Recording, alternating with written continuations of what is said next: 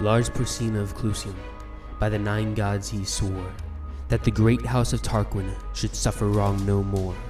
By the 9 gods he swore it, and named a trysting day, and bade his messengers ride forth, east and west and south and north to summon his array. East and west and south and north the messengers ride fast, in tower, town, and cottage have heard the trumpets blast. Shame on the false Etruscan, who lingers in his home, when Porsena of Clusium is on the march for Rome. The horsemen and the footmen are pouring in amain, from many a stately marketplace, from many a fruitful plain, from many a lonely hamlet, which hid by beech and pine, like an eagle's nest hangs on the crest of purple Apennine. From lordly Volaterrae, where scowls the far-famed hold, piled by the hands of giants, for godlike kings of old. From sea-girt Populonia, whose sentinels descry Sardinia's snowy mountaintops fringing the southern sky. There be 30 chosen prophets, the wisest of the land, who always by Lars Porsena both morn and evening stand. Evening and morn the 30 have turned the verse o'er, traced from the right on linen white by muddy seers of yore. And with one voice the 30 have their glad answer given. Go forth, Lars Porsena, go forth, beloved of heaven. Go in returning glory to Clusium's royal dome, and hang round Nerskia's altars the golden shields of Rome.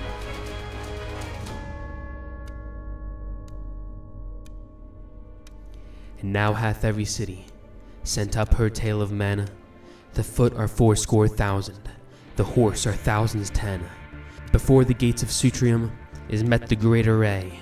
A proud man was Lars Porsena upon the trysting day. For all the Etruscan armies were ranged beneath his eye, and many a banished Roman, and many a stout ally. And with a mighty following to join the muster came the Tusculan Mamilius, prince of the Latian name.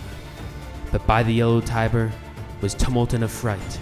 From all the spacious champaign to Rome men took their flight. A mile around the city the throng stopped up the ways. A fearful sight it was to see through 2 long nights and days. Now from the rock Tarpeian could the wan burghers spy the line of blazing villages red in the midnight sky. The fathers of the city, they sat all night and day.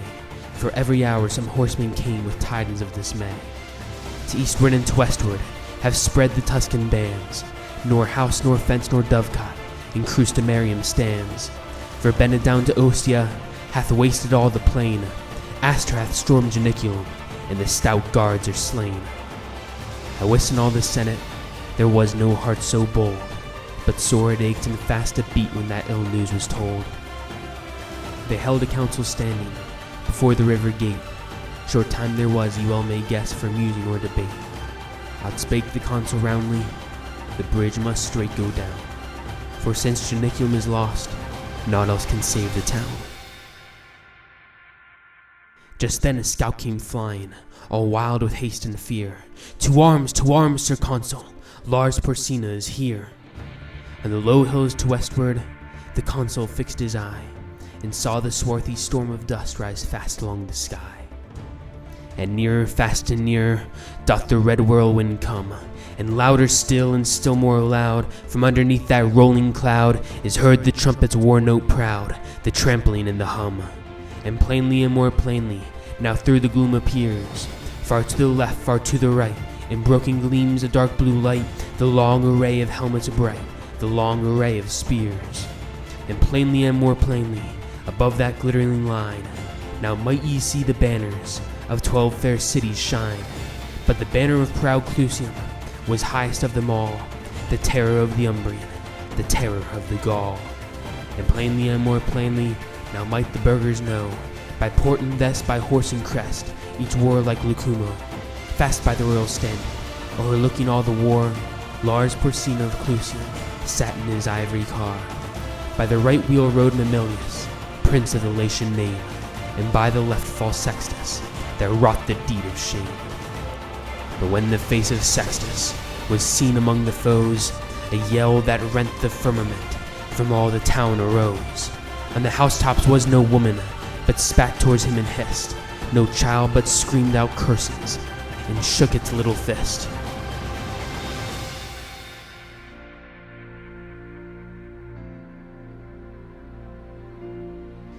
consul's brow was sad, and the consul's speech was low, and darkly looked he at the wall, and darkly at the foe.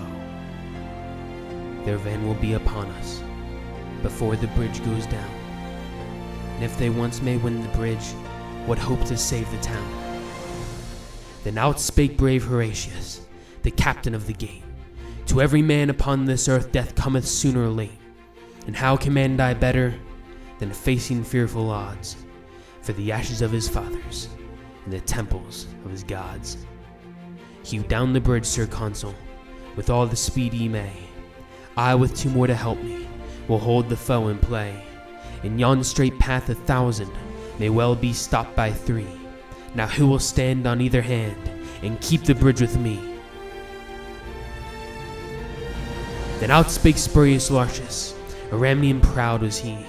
Lo, I will stand at thy right hand and keep the bridge with thee. And out spake strong Herminius, of Titian blood was he. I will abide on thy left side and keep the bridge with thee. Horatius, quoth the consul, as thou sayest, so let it be. And straight against that great array went forth the dauntless 3. For Romans in Rome's quarrels spare neither land nor gold, nor son nor wife, nor limb nor life in the brave days of old. Now while the 3 were tightening their harness on their backs, the consul was the foremost man to take in hand an axe, and fathers mixed with commons seized hatchet, bar, and crow, and smote upon the planks above and loosed the props below. Meanwhile the Tuscan army, right glorious to behold, came flashing back the noonday light, rank behind a rank like surges bright of a broad sea of gold. 400 trumpets sounded, a peal of warlike glee, as that great host with measured tread and spears advanced and ensigns spread rolled slowly towards the bridge's head, where stood the dauntless 3. The 3 stood calm and silent, and looked upon the foes, and a great shout of laughter from all the vanguard arose. And forth 3 chiefs came spurring, before that deep array. To earth they sprang, their swords they drew, and lifted high their shields and flew, to win the narrow way. Aeneas from green Tifernum, lord of the hill of vines, and Ceus, whose 800 slaves sicken in Ilva's mines, and Picus long to Clusium, vassal in peace and war, who led to fight his Umbrian powers from that grey crag where, girt with towers, the fortress of Nequinium lowers o'er the pale waves of Nar. Stout Lartius hurled down Aeneas into the stream beneath.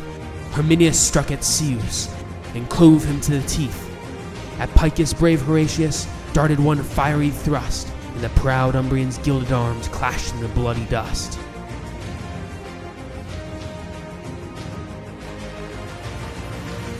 Then Ocnus of Philae rushed on the Roman 3, and Lasilas of Ergo, the rover of the sea, and Aruns of Alcinium, who slew the great wild boar that had his den amidst the reeds of Cos's fen, and wasted fields and slaughtered men along Albinia's shore.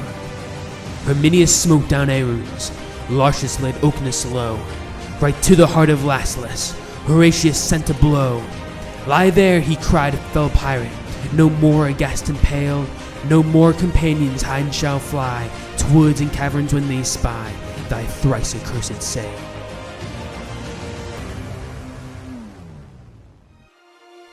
But now no sound of laughter was heard among the foes, and a wild and wrathful clamor from all the vanguard rose.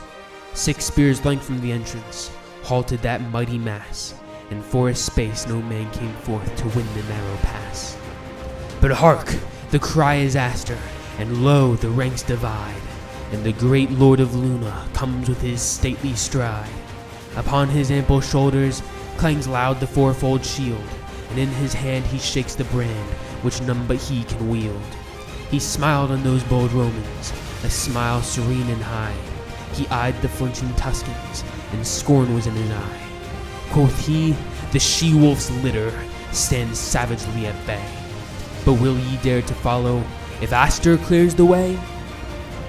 Then whirling up his broadsword with both hands to the height, he rushed against Horatius and smote with all his might. With shield and blade Horatius right deftly turned the blow, The blow though turned came yet too nigh, and missed his helm but gashed his thigh. The Tuscans raised a joyful cry to see the red blood flow. He reeled, and on Herminius he leaned one breathing space, then like a wildcat mad with wounds, sprang right at Astur's face. Through teeth and skull and helmet, so fierce a thrust he sped, the good sword stood a handbreadth out behind the Tuscan's head. And the great lord of Luna fell at that deadly stroke, as falls on Mount Avernus a thunder-smitten oak. Far o'er the crashing forest the giant arms lie spread, and the pale augur's muttering row gaze on the blasted head. On Astur's throat Horatius right firmly pressed his heel, and thrice and four times tugged amain ere he wrenched out the steel. And see, he cried, the welcome, fair guests that wait you here. What noble Lucumo comes next to taste our Roman cheer?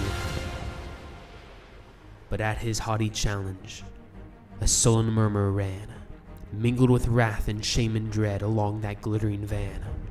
There lacked not men of prowess, nor men of lordly race, for all Etoria's noblest were round the fatal place. But all Etoria's noblest felt their hearts sink to see on the earth the bloody corpses, in the path the dauntless three. Was none who would be foremost to lead such dire attack, but those behind cried forward, and those before cried back. And backward now and forward wavers the deep array, and on the tossing sea of steel to and fro the standards reel, and the victorious trumpet peal dies fitfully away. Yet one man for one moment strode out before the crowd. Well known was he to all the three, and they gave him greeting loud. Now welcome, welcome, Sextus, now welcome to thy home. Why dost thou stay and turn away? Here lies the road to Rome. Thrice looked he at the city, thrice looked he at the dead, and thrice came on in fury, and thrice turned back in dread, and white with fear and hatred, scowled at the narrow way, where wallowing in a pool of blood the bravest Tuscans lay. But meanwhile axe and lever have manfully been plied, and now the bridge hangs tottering above the boiling tide. Come back, Horatius! Loud cried the fathers all. Back, Lartius, back, Herminius, back ere the ruin fall. Back darted Spurius Lartius, Herminius darted back, and as they passed beneath their feet they felt the timbers crack. But when they turned their faces, and on the farther shore saw brave Horatius stand alone, they would have crossed once more. But with a crash like thunder fell every loosened beam, and like a dam the mighty wreck lay right athwart the stream. And a long shout of triumph rose from the walls of Rome, as to the highest turret tops was splashed the yellow foam. And like a horse unbroken, when first he feels the rein, the furious river struggled hard, and tossed his tawny mane, and burst the curb and bounded, rejoicing to be free, and whirling down in fierce career, battlement and plank and pier, rushed headlong to the sea.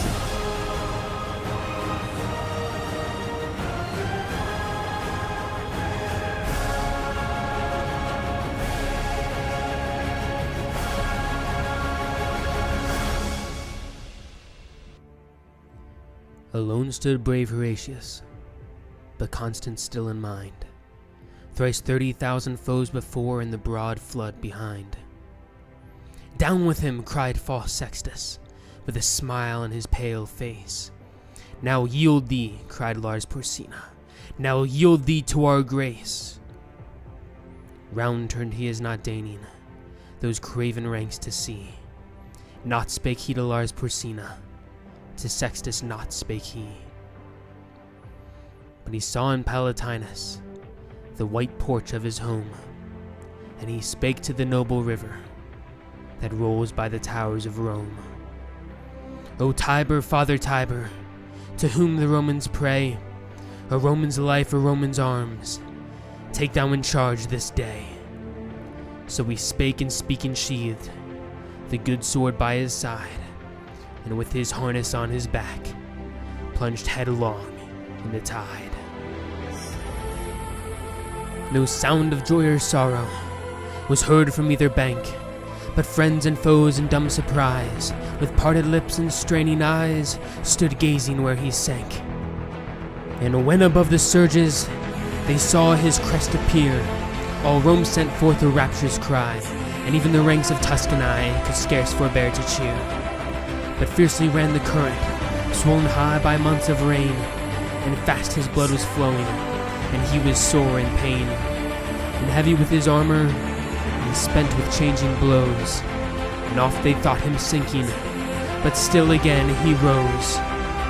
Never I ween did swimmer, in such an evil case, struggle through such a raging flood safe to the landing place.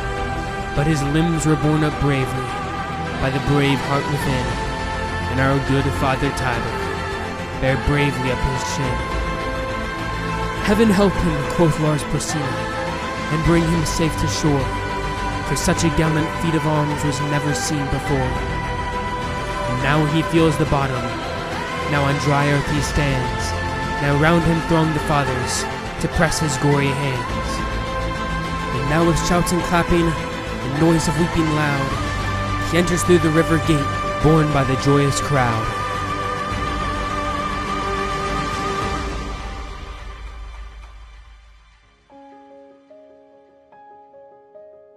They gave him of the cornland that was of public right, as much as 2 strong oxen could plow from morn till night.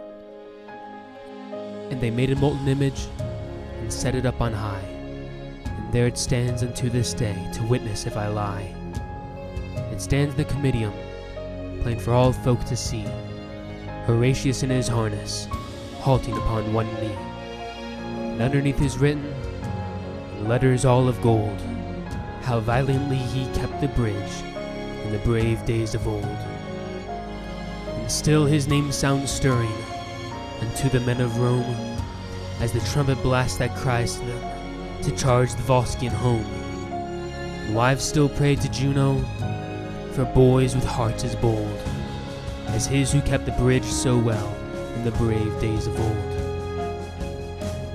And in the nights of winter, when the cold north winds blow, and the long howling of the wolves is heard amidst the snow, when round the lonely cottage roars loud the tempest's din, the good logs of Alginus roar louder yet within. When the oldest cask is opened, and the largest lamp is lit, and the chestnuts glow in the embers, and the kid turns on the spit. When young and old encircle around the firebrands close, when the girls are weaving baskets, and the lads are shaping bows, when the good man mends his armor and trims his helmet plume, and the good wife shuttle merrily goes flashing through the loom. With weeping and with laughter, still is the story told, how well Horatius kept the bridge in the brave days of old.